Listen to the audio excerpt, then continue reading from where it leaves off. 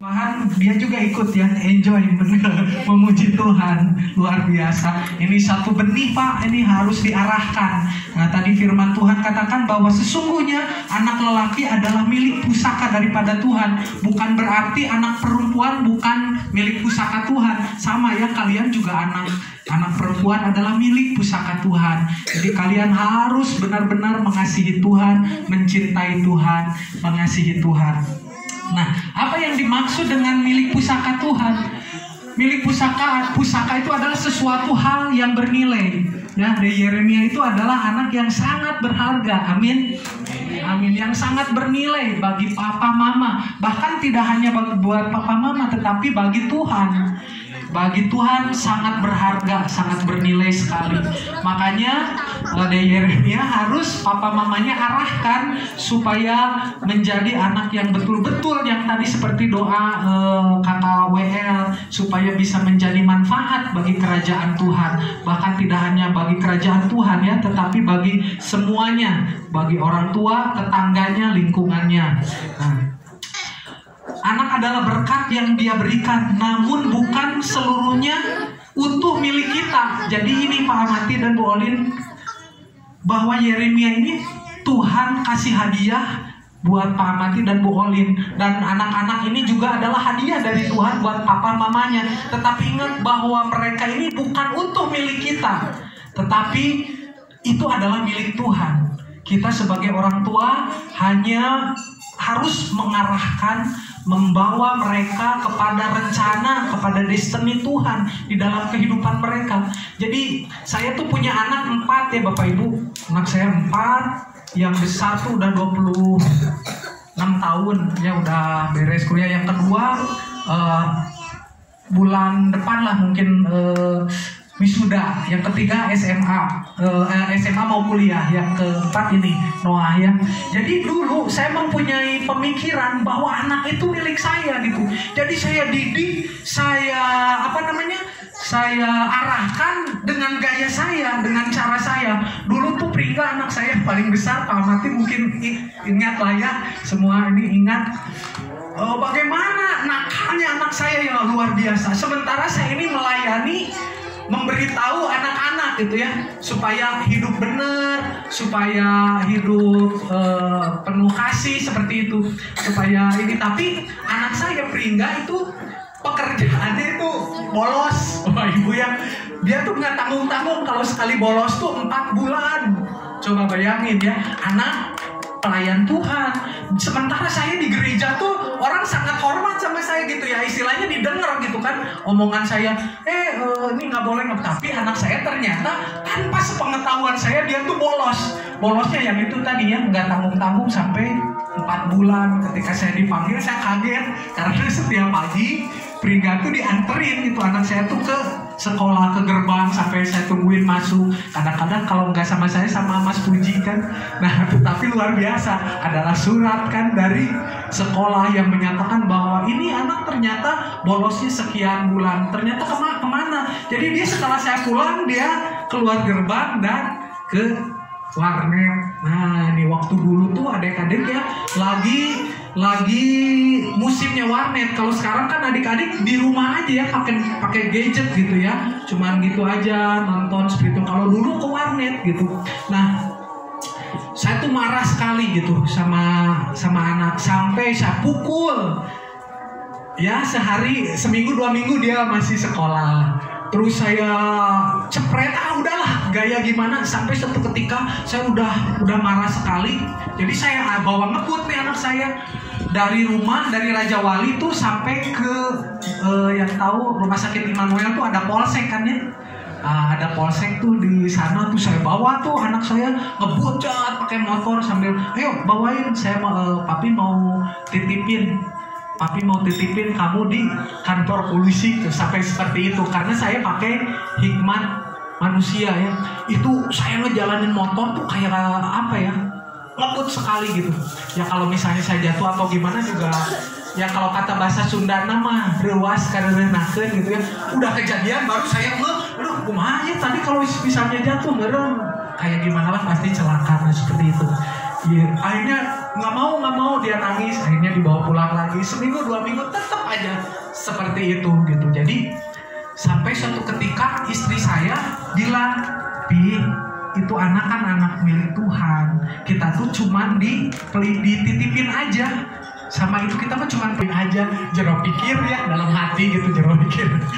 Da ngapoe ge didoakeun gitunya. Cuman mungkin ya doanya belum didengar waktu itu. Cuman saya juga, oh iya ya, kenapa saya pakai cara manusia untuk mendidik anak ini? Karena ini adalah anak kepunyaan Tuhan. Dan istri saya tuh ada satu perkataan bahwa ini kita cuma dititipi aja. Jadi sama saya sudah dipukul, sudah di gimana lah.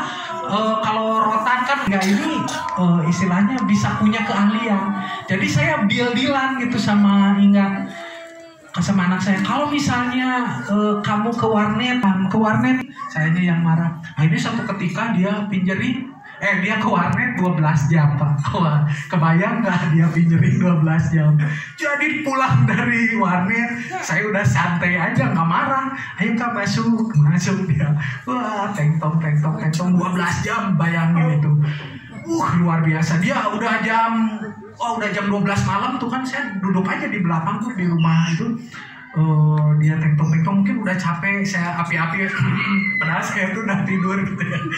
Wah, dia gini lagi saya. Nah itu luar biasa ya nih, karya Tuhan, bagaimana Roh Kudus bekerja. Terus dianya juga nggak marah gitu sama saya, nggak apa-apa lah, cuma dia nangis aja. Mungkin udah nggak kuat kan pinjerin 12 jam. Jangankan 12 jam, kita main aja 2 jam gitu ya. Dulu kalau saya kayak Pak Mati main musik, apalagi kalau Babeng kan udah gitu, gini udah sakit banget gitu. Itu 12 jam. Nah ini luar biasa Pringga. Jadi kami melihat bagaimana karya Tuhan luar biasa di dalam kehidupannya. Suatu hari Bapak Ibu saya tuh dikasih hikmat, Inga nih harus main lagu ini. Bapak Ibu mungkin tahu lagu klasik namanya lagu Fur Ellis yang klasik ini.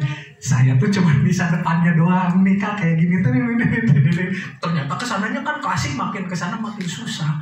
Saya bilang 3 hari Kakak harus bisa lagu ini. Itu paginya saya lihat mana, udah pura-pura marah saya. Gimana, mana bisa nggak lagu Ellis itu? Dia main. Waduh itu main, saya juga nggak bisa main kayak gitu. Saya sampai nangis. Di sana saya melihat bagaimana karya Tuhan bekerja di dalam kehidupan anak kami Pringga, lewat doa, lewat pujiannya, lewat minyak pengurapan. Jadi setiap hari nih mungkin bisa dipraktekkan buat ibu-ibu ya, buat bapak-bapak kepada anak-anaknya. Apalagi saya lihat tadi Yeremia ada bakat gitu, mari terus diarahkan, terus diurapi gitu.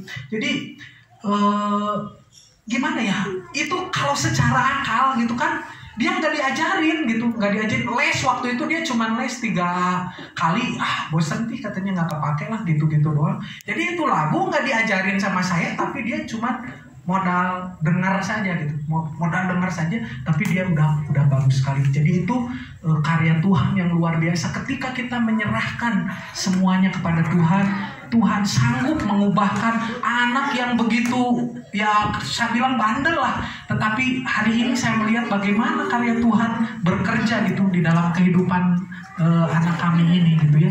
Jadi misalnya ada di antara bapak ibu yang anaknya mungkin saat ini masih belum bisa diatur atau bagaimana, yang tadi jawabannya Yesusnya harus masuk, kata Bapak Ibu. Yesusnya dimasukin dulu, terus kita doain setiap hari, dibacain firman Tuhan. Ketika dia tidur, saya bacain firman Tuhan. Kamu akan berhasil, kamu akan memiliki skill ilahi. Saya selalu perkatakan seperti itu. Dan memang betul saya melihat bagaimana karya Tuhan itu luar biasa dinyatakan di dalam kehidupan Pringgang. Kita beri tepuk tangan buat Tuhan kita.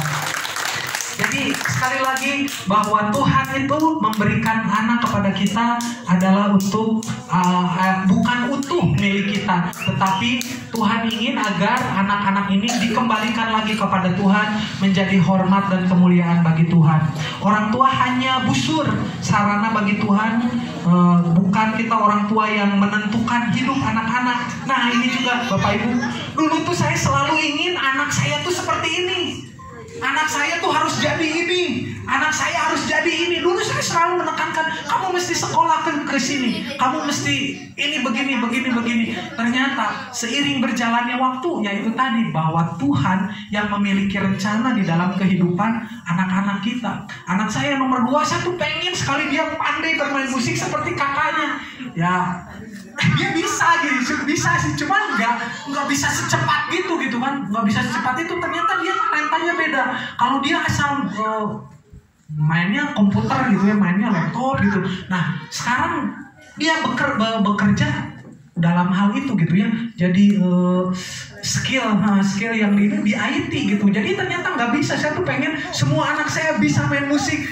Saya punya pemikiran nanti ya, mamahnya nyanyi misalnya, atau saya nyanyi, anak saya yang satu main keyboard, satu main bass, satu main drum gitu, atau saya yang khotbah, mereka yang melayani. Ya tapi itu juga bisa sih, mereka bisa semua, cuman tidak ahli gitu, tidak skillful, beda sama kakaknya, tapi bisa aja tuh. Jadi ternyata berbeda anak, berbeda dengan talenta yang Tuhan berikan gitu. Jadi bagi mama-mama di sini, buat anak-anaknya, jangan keinginan kita kalau sekolah juga kan dilesin, pokoknya kamu mesti les ini. Itu mah yang pengen bukan anaknya, mamanya, bapaknya ya, supaya mama teh nggak malu, kamu teh pintar matematika, tehnya udah anak lurah dengan anaknya nggak nyampe gitu ya sampai ke sana. Jadi kasihan juga anaknya. Jadi marilah ikut mengalir dengan apa yang ingin Tuhan lakukan di dalam kehidupan anak-anak kita. Pokoknya mah doakan Tuhan mau kemana.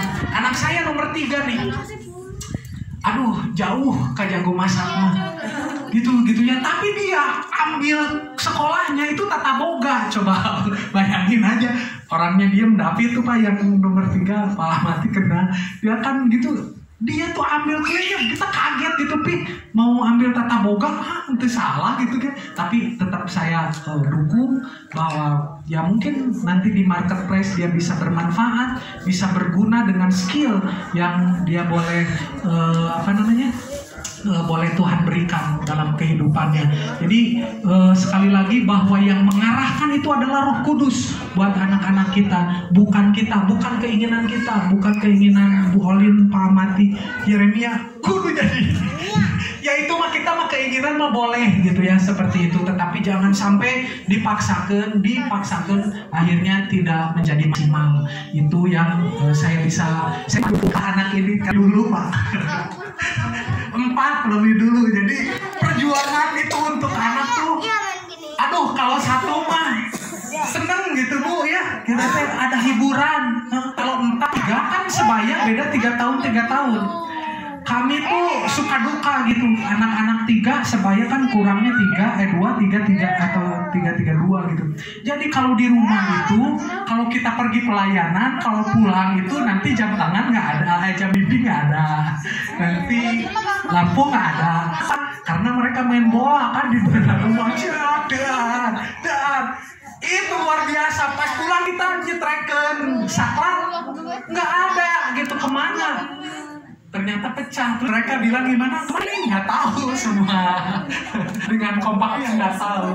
Itu seperti itu. Pokoknya biasa anak iman istilah apa ya? Ujian juga buat kita. Kadang-kadang anak ini ujian bagi kita.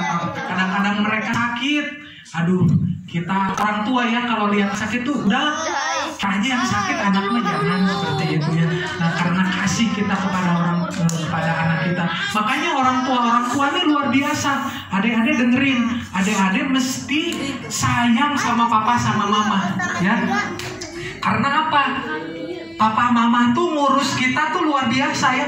Kalau sakit malam mama papa tuh nggak tidur. Ya nggak tidur, terus harus nyiapin, harus gimana. Jadi adik-adik harus sayang sama siapa? Sama papa, sama mama. Papa sama mama, papanya tuh capek nyari uang buat beli apa? Beli kuota. Iya, buat isi HP kita gitu kan. Kita mah enak aja main game. Alami satu tantangan di luar. Jadi pesen Om, sore hari ini adik-adik harus sayang sama orang tua. Amin. Harus sayang sama orang tua, harus rajin belajar, harus rajin ibadah kepada Tuhan. Adik-adik harus mengasihi Tuhan ya dari semenjak kecil, karena Tuhan itu luar biasa. Dia bisa menjadikan kita yang tidak ada, yang miskin, bisa Tuhan menjadikan kaya. Tuhan bisa membuat kita tuh menjadi pribadi-pribadi yang berguna ya. Jadi adik-adik harus sekali lagi sayang sama papa mama, sayang sama Tuhan Yesus. Bisa diulang, harus sayang kepada siapa? Papa mama sama Tuhan Yesus. Beri tepuk tangan. Haleluya. Luar biasa. Jadi gimana Bu? Kan tadi kata Bapak itu harus sayang sama Tuhan, kata Bapak sayang opung. Wah betul, harus sayang juga sama opung, betul. Opungnya sayang sekali ya. Luar biasa. Terus katanya begini Bapak Ibu, bahwa kakek itu lebih sayang sama cucunya daripada sama anaknya, betul. Jadi adik-adik juga harus sayang sama opung ya, supaya opungnya nggak cemburu. Ya. Jadi sore hari ini mari kita sama-sama buat adik-adik. Tadi pesan Om sudah jelas bahwa harus mengasihi orang tua, mengasihi Tuhan Yesus. Buat papa mama harus mengasihi anak-anak, membawa anak-anak kepada tujuan yang sudah Tuhan tetapkan di dalam kehidupan mereka. Yuk kita berdoa, kita menyembah Tuhan, kita mendoakan Yeremia.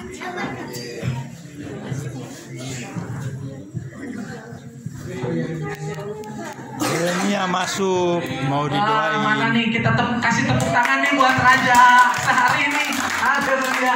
Om mau doain Yeremia boleh? Boleh. Kita menyembah Tuhan dulu sini. Ya. Ayo kita berdoa. Kita berdoa. Menyembah Tuhan. Pinter Yeremia. Lucu. Kita nyanyi lagu Haleluya, adik-adik nyanyi ya lagu Haleluya, Haleluya, Haleluya gitu. Bisa dibantu.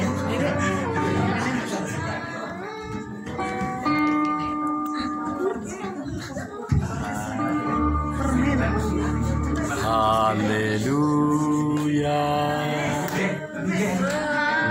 Sebentar ya.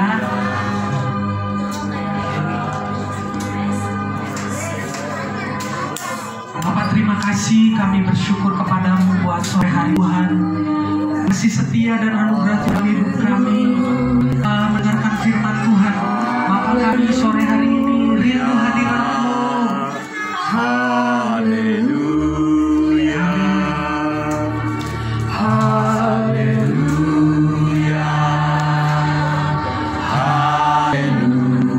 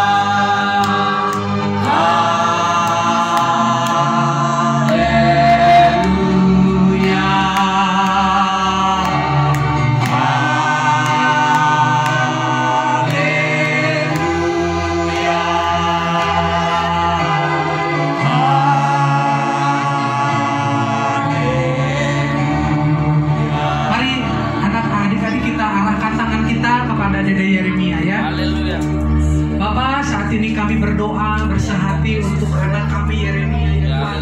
Kalau hari ini anak ini genap 2 tahun, Bapak kami percaya penyertaan dan perlindungan Tuhan ada di dalam kehidupan di dalam nama Tuhan Yesus. Roh kebijaksanaan, roh keperkasaan ada atas Tuhan. Dia akan menjadi generasi Yeremia yang sungguh-sungguh ya Tuhan, dia bisa membawa harum bagi nama Tuhan. Engkau mengurapi keberadaannya, dijauhkan dari mara bahaya, kecelakaan, sakit, penyakit apapun juga saat ini kami patahkan di dalam nama Tuhan Yesus. Oh ralabaka shanda makrana bakata kana saya. Oh ralabaka tangara saya shanda makrana bakata